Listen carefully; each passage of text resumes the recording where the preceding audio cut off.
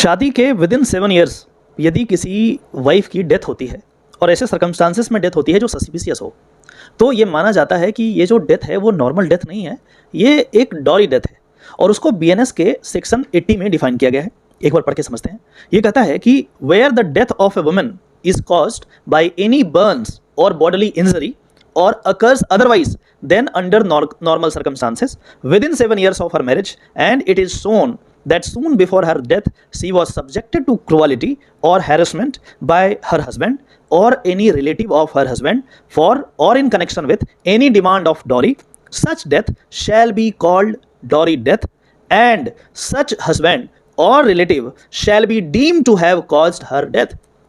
तो जी ये दो चीज़ क्लियर करता है कि यदि 7 साल के भीतर यदि किसी तरीके की डेथ होती है तो डॉरी डेथ होगा, और यदि ऐसा डेथ होता है तो ये माना जाएगा, ये प्रिजम्पशन है लॉ का कि हस्बैंड ने या उसके रिलेटिव ने मिलकर ही डेथ कॉज किया होगा, मार दिया होगा। अभी रिसेंटली एक केस आया माननीय सुप्रीम कोर्ट में। इसका फैक्ट इस तरीके से है कि हस्बैंड वाइफ एक ही रूम में सोने के लिए गए और वाइफ की डेथ हो जाती है इन सस्पिशियस सर्कमस्टांसेस और 100% बर्न है, जला दिया गया। हस्बैंड को एक खरोच भी नहीं आई, तो लोअर कोर्ट ने कन्विक्ट कर दिया इनको डॉरी डेथ वाले केस में।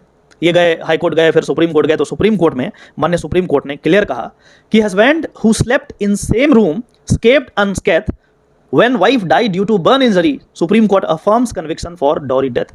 और सुप्रीम कोर्ट ने कहा कि जी ऐसा कैसे हो सकता है कि सेम रूम में दोनों सो रहे हों और आग लग गई, वाइफ पूरा 100% जल गई और आपको एक खरोच नहीं आई, और ये जिम्मेदारी किस पे है, कौन प्रूफ करेगा?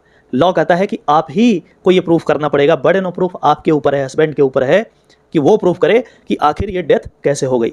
नॉर्मल केसेस में ऐसा होता है कि दूसरे पार्टी को करना पड़ता है, जो एलिगेशन लगाता है कि इसने ऐसे कर दिया वैसे कर दिया, तो आप ही को प्रूफ करना है, लेकिन यहाँ पे बर्डन ऑफ प्रूफ जो है ना शिफ्ट हो जाता है as per the evidence act. तो ऐसे केसेस में सुप्रीम कोर्ट ने कहा कि नहीं ऐसा नहीं है, आपको प्रूफ करना है और आप ढंग से प्रूफ नहीं कर पाए। एक पैराग्राफ पढ़ने का प्रयास करते हैं।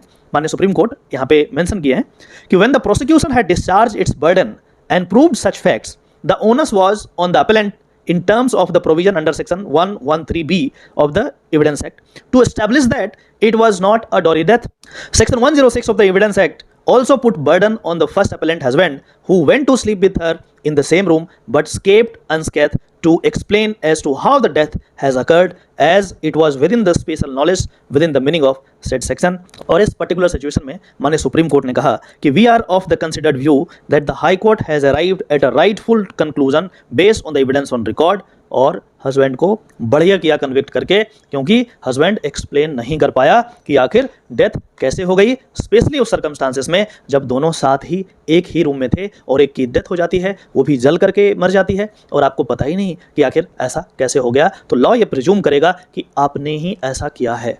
तो इस चीज़ का ध्यान रखिए, यदि 7 साल के भीतर होता है तो प्रॉब्लम है, और यदि हो भी गया then you should be in a position to explain कि आखिर ऐसा कैसे हो गया। आशा करते हैं कि इससे ज़रूर आपने कुछ नया सीखा होगा।